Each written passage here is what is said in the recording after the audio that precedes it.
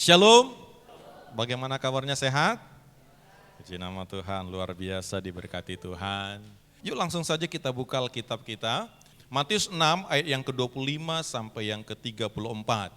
Firman Tuhan ini dalam konteks besar ini adalah khotbah di bukit. Dan khotbah di bukit ini diperuntukkan pada murid-murid. Jadi ada khotbah itu pendengarnya semua orang, tapi ada khotbah itu pendengarnya hanya orang-orang tertentu.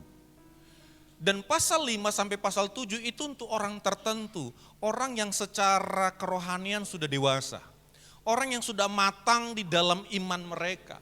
Tetapi realita yang kita baca dalam kematangan rohani pun ada masalah, ada problem, dan problem itu ternyata menggerogoti. Di ayat 25 dikatakan, karena itu aku berkata kepadamu, janganlah khawatir akan hidupmu. Saya yakin tidak tanpa sebab Yesus mengatakan ini. Tidak ada asap kalau tidak ada api. Karena saya yakin dalam perbincangan mereka mulai muncul kekhawatiran, mulai muncul banyak masalah. Bapak Ibu, ayat 33 tidak otomatis ada tanpa ada ayat 25. Kenapa Tuhan Yesus pada akhirnya mengatakan tetapi carilah dahulu? Karena ternyata murid-murid mengalami satu masalah. Di tangan saya ini ada air minum. Berat ini Bapak Ibu? Berat enggak? Ya mungkin 500 atau setengah kilo lah, setengah liter lah Bapak Ibu ya. Saya mau mengatakan berat tidaknya ini bergantung berapa lama kita menggenggamnya, benar ya? Kalau sebentar, 5 menit saja saya masih kuat Bapak Ibu. 1 jam sudah mulai pegel, apalagi 1 hari. Jadi terkadang dalam hidup ini bukan berbicara tentang berapa berat beban itu, tapi seberapa lama kita memikulnya. Dan hari kita berbicara tentang kekhawatiran.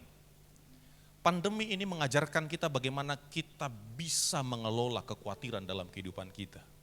Dan Tuhan sudah kasih solusi dari tema firman Tuhan, carilah dulu kerajaan Allah. Itu adalah solusinya, tetapi kita harus mengerti dulu. Kenapa bisa sampai kedemikian Bapak Ibu? Khawatir adalah sikap berpikir berlebihan atau terlalu cemas tentang sesuatu masalah, tentang sesuatu kondisi. Murid-murid ini dikatakan Yesus, ngapa engkau cemas tentang apa yang kau pakai, apa yang kau makan, apa yang kau kerjakan, dan apa nanti masa depanmu. Bapak Ibu, kita mempunyai namanya kebutuhan. Kekhawatiran itu, kita mulai berfokus kepada kebutuhan. Makanya kenapa Yesus ayat 33 mengatakan carilah dahulu kerajaan Allah. Karena ternyata itu sedang mengalihkan fokus kita dari kepada kebutuhan kepada apa yang bisa Tuhan kerjakan dengan kebutuhan kita. Dan saya ingin mengajak kita belajar bersama-sama. Khawatir itu terjadi karena kita mulai fokus kepada kebutuhan hidup kita. Padahal sejatinya harusnya kita fokus kepada tujuan hidup kita. Kekhawatiran itu akan menghancurkan kita seperti saya katakan tadi. Bukan seberapa berat masalah kita, tapi seberapa lama kita memikirkan masalah itu. Seberapa lama kekhawatiran itu melekat di dalam hidup kita.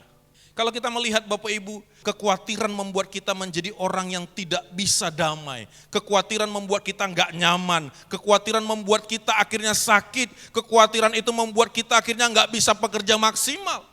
Percayakah Bapak Ibu kekhawatiran itu akan mendegradasi iman dalam hidup kita. Membuat iman itu semakin redup dan akhirnya kehilangan. Kekhawatiran tidak pernah memberikan jalan keluar kalau kita baca 26-27.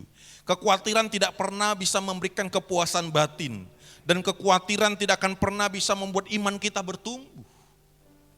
Dan seringkali kekhawatiran itu mengusir iman dalam hidup kita. Saya katakan khawatir itu berbicara tentang mengubah fokus dari Tuhan kepada masalah, dari Tuhan kepada kebutuhan. Kekhawatiran itu muncul ketika kita fokus kepada kebutuhan, fokus kepada apa yang akan kita miliki. Tapi iman itu kita fokus kepada Allah yang memiliki kebutuhan kita. Realita di dalam kehidupan tidak bisa kita pungkiri. Pasti ada kecenderungan kita khawatir tentang kebutuhan kita sehari-hari.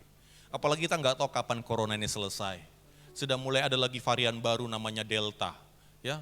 Nanti muncul lagi nggak tahu namanya apa lagi, ya. Bagi saya tidak masalah mau apapun yang nanti muncul, tapi bagaimana kita memanage iman kita, mengelola iman kita. Jangan sampai khawatir itu merasuki hidup kita dan membuat kita tidak berdaya dengan kehidupan kita. Karena mendengar kata positif ini menakutkan. Kalau dulu mendengar kata negatif yang gak enak kan gitu kan. Sekarang terbalik, kalau dengar kata positif ini jadi menakutkan. Aduh positif, waduh. Wah langsung, kalau dulu kalau bilang positif dipeluk, selamat. Sekarang kalau positif dijauhi. Tapi mari jangan kita fokus kepada yang terjadi itu, fokus kepada apa yang kita alami itu, tapi mari kita fokus kepada Tuhan. Fakta kebenaran dalam perikop ini berbicara tentang bahwa khotbah ini pertama ditujukan kepada murid. Murid yang sudah punya pengalaman dengan Tuhan, yang sudah melihat bagaimana Tuhan mengerjakan banyak hal. Ternyata saya ingin katakan, orang yang dekat dengan Tuhan pun bisa khawatir. Kenapa dia bisa khawatir? Karena mengalihkan fokusnya. Tetapi saya ingin katakan bahwa fakta kebenaran dalam perikop ini sangat penting kita pahami di ayat 33. Makanya dikatakan sana tetapi. Jadi diceritakan dulu kata ayat 25, 26 itu menceritakan bagaimana ternyata kekhawatiran kita nggak akan pernah bisa menambah nilai dalam kehidupan kita. Kekhawatiran kita tidak akan pernah membuat kita lebih baik daripada sebelumnya. Ternyata kekhawatiran kita itu membuat kita hampir sama dengan orang yang tidak mengenal Tuhan. Bukankah itu dilakukan oleh orang yang tidak mengenal Tuhan? Kata Alkitab di sini. Artinya kekhawatiran itu adalah harusnya milik orang yang tidak mengenal Tuhan. Bukan berarti saya ingin katakan bahwa kita nggak bisa khawatir, pasti ada khawatir. Tapi seperti saya katakan tadi, ketika kita pikul beban ini jangan terlalu lama. Cepat-cepat selesaikan, cepat-cepat kekhawatiran kita itu kita cari solusinya. Solusinya apa? Ayat 33. Tetapi carilah dahulu kerajaan Allah dan kebenarannya, maka semuanya akan ditambahkan kepadamu. Bapak Ibu berbicara tentang kerajaan Allah dua hal. Yang pertama di bumi, yang kedua surga. Kalau kita baca, dimulai khotbah Yesus itu bertobatlah, kerajaan Allah sudah dekat. Itu berbicara tentang future, berbicara tentang eskatologi, berbicara tentang surga. Tapi kerajaan Allah juga berbicara tentang bumi. Dan berbicara kerajaan Allah, kenapa Yesus pakai kerajaan Allah? Karena konsep perjanjian lama itu kerajaan, bukan seperti kita pemerintahan republik yang dipimpin presiden. Kerajaan itu berbicara tentang bahwa kita ada dalam satu daerah, kita punya raja dan kita dipimpin oleh raja dan raja itu bertanggung jawab dengan kehidupan kita. Solusi dari jangan khawatir itu carilah dulu kerajaan Allah. Kerajaan Allah itu berbicara tentang pemerintahan yang dikendalikan oleh Allah. Kalau kita sadar, kita ada di bawah satu pemerintahan dan rajanya itu adalah Allah. Sebenarnya kita nggak perlu lagi khawatir dengan banyak hal. Kita berbicara tentang cari dahulu kerajaan Allah, ini satu peralihan fokus. Jadi ini peralihan dari fokus kepada kemampuan diri kita, fokus kepada pergumulan kita fokus kepada Allah yang Maha Kuasa. Kita hidup di dalam kekuasaan Allah, kita hidup dalam pertanggungjawaban Allah. Raja itu bertanggung jawab terhadap rakyatnya. Dan raja tahu mengambil keputusan yang tepat untuk rakyatnya. Jadi Bapak Ibu kalau kita membaca firman Tuhan ini, Tuhan sedang ingin katakan, yuk kita mau diperintah oleh Allah supaya kita gak khawatir dengan kehidupan ini. Yuk kita mau ngikuti caranya Allah, yuk kita mau ngikuti peraturannya Allah supaya kita bisa menikmati kebutuhan kita. Bapak Ibu saudara kasih nama Tuhan Yesus, carilah dahulu kerajaan Allah dan kebenarannya. Tuhan sedang ingin supaya kita kembali kepada fokus utama kita, tujuan Allah dalam kehidupan kita. Saya selalu katakan Bapak Ibu, jangan pernah ragukan cara Tuhan menolong kita. Dikatakan Bapak Ibu, bunga bakung saja tidak memintal, tapi Tuhan buat begitu indahnya, yang hidupnya itu seperti uap, sebentar ada, sebentar hilang. Tapi bagaimana Tuhan saja begitu perhatian dengan bunga. Tuhan saja pakai petani untuk kasih makan burung. Betapa Tuhan begitu care dengan burung saja Bapak Ibu. Padahal burung tidak diciptakan serupa dan segambar dengan dia. Padahal bunga tidak diciptakan serupa dan segambar dengan dia. Tapi kita diciptakan serupa dan segambar dengan dia.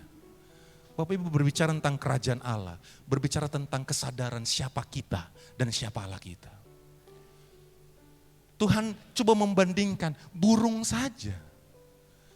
Tuhan konsen kok Tuhan bisa pakai orang untuk memberkatinya. Apalagi anak-anak Tuhan. Yang kedua, dan kebenarannya. Di dalam Yesaya 32 ayat 17. Di mana ada kebenaran, di situ akan tumbuh damai sejahtera. Dan akibat kebenaran ialah ketenangan dan ketentraman untuk selama-lamanya. Tuhan ingin kita hidup berdasar kebenaran. Karena ketika kita hidup berdasarkan kebenaran, ada berkat yang kita terima. damai sejahtera, ketenangan, ketentraman. Bukankah ini definisi bahagia? Bukankah ini yang menjadi cita-cita manusia? Damai sejahtera bukan hanya damai. Kalau damai itu situasi, kalau sejahtera ekonomi. Kan kita nggak pengen hanya damai di rumah kita tapi nggak bisa makan. Di mana ada kebenaran akan tumbuh damai sejahtera.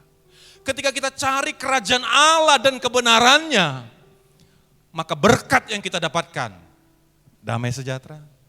Kalau sudah damai sejahtera, bekerjanya akan totalitas maksimal. Tapi ketika kita hidup dalam kebenaran, kita hidup dalam damai sejahtera, ketenangan dan tentram.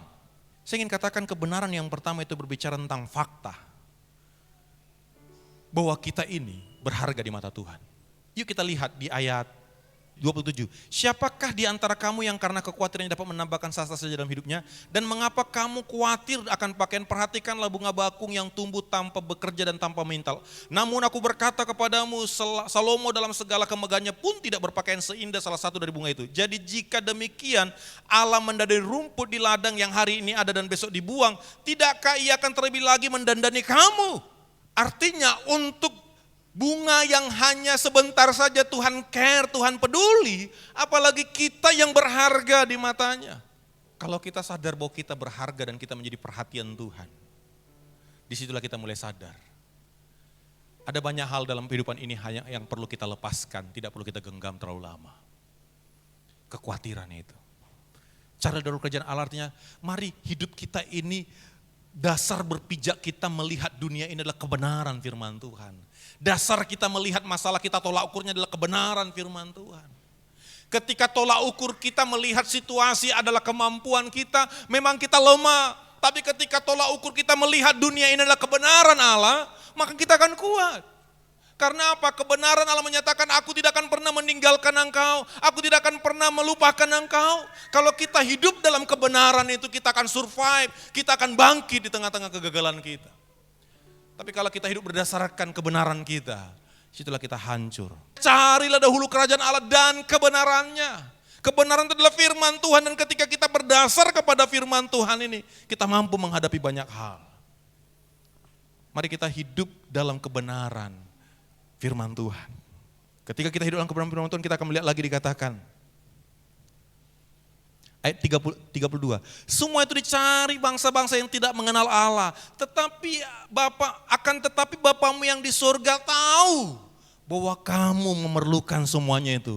Kebenaran yang kedua saya ingin katakan bahwa Tuhan tahu apa yang kita perlukan. Amin.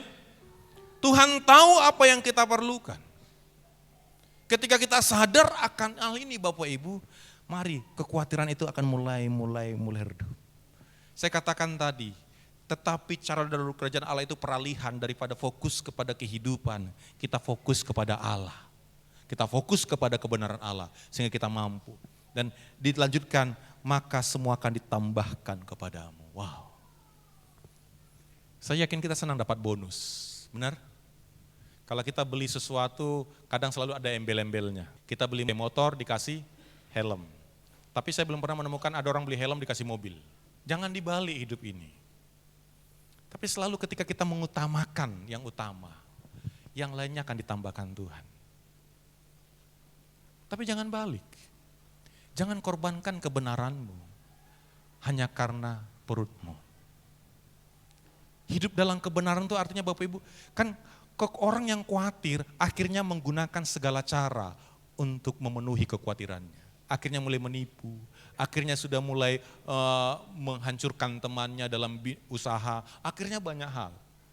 Kekhawatiran itu memicu banyak masalah. Tapi kalau kita hidup dalam kebenaran, Bapak Ibu, walaupun hari ini kita nggak tahu bisa apa tidak, tapi ketika kita hidup berdasarkan kebenaran, kita lakukan saja. Kita damai sejahtera, kita tenang, kita tentram, maka Tuhan akan tambahkan. Dikatakan, tapi carilah dahulu kerajaan Allah dan kebenarannya, maka semuanya akan ditambahkan kepadamu.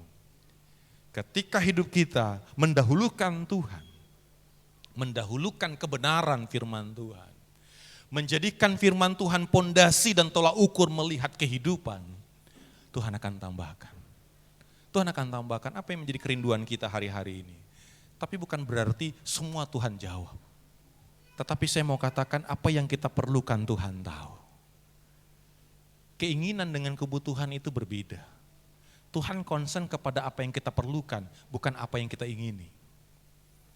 Karena ketika apa yang kita perlukan itu bagian dari tanggung jawab Tuhan. Kerajaan Allah itu berbicara tentang pemerintahan Allah, berarti Allah memfasilitasi segala apa yang kita butuhkan sebagai warga kerajaan surga itu, warga kerajaan Allah itu. Karena dia raja yang baik, dia raja yang memerintah rakyatnya dengan begitu baik. Dia bertanggung jawab dengan rakyat dan kita adalah rakyatnya ketika berbicara tentang pemerintahan. Ketika berbicara tentang kerajaan dan kita tahu dia akan mengerti banyak hal. Hei bapak-bapak mau diperintah oleh Tuhan. Hei ibu-ibu mau diperintah Tuhan. Hei anak-anak muda mau diperintah. Biarkan Tuhan pemerintah dalam kehidupan kita. Mari kita belajar mentaati pemerintah kita di dunia ini saja. Apalagi pemerintah kita yang menjadi Tuhan dalam kehidupan kita. Ini firman Tuhan bagi kita. Saya ingin mengajak kita bersama-sama, yuk. Saya enggak tahu kekhawatiran kita apa hari-hari ini. Tapi solusinya ayat 33, carilah dahulu kerajaan Allah. Utamakan Tuhan. Jangan gara-gara kekhawatiran kita nomor duakan Tuhan. Udahlah, enggak ke gereja enggak apa-apa. Tuhan kan ngerti saya. Tapi ketika kita ke gereja di tengah kekurangan kita, itu seperti kita sedang mendahulukan Tuhan. Dan Tuhan akan tambahkan. Seringkali kita berpikir untuk mengorbankan kebenaran kita dengan harapan kita mendapat lebih. Padahal sebenarnya kita sedang menghilangkan Tuhan dalam kehidupan kita. Kadang kita korbankan kebenaran kita, waktu-waktu ibadah kita hanya untuk kepentingan sesaat kita. Kita berharap ditambahkan padahal kita nggak pernah mengutamakan Tuhan dalam hidup kita. Hanya karena keinginan anak-anak muda, hanya karena keinginan main futsal engkau korbankan ibadahmu. Hanya karena keinginan sesuatu kau korbankan Tuhanmu. Terus kita berharap ditambahkan, terus kita berharap doa kita dijawab Tuhan. Tapi hari ini saya ingin mengajak kita, carilah dulu kerjaan Allah dan kebenarannya, maka semua akan ditambahkan kepadamu. Ini firman Tuhan bagi kita.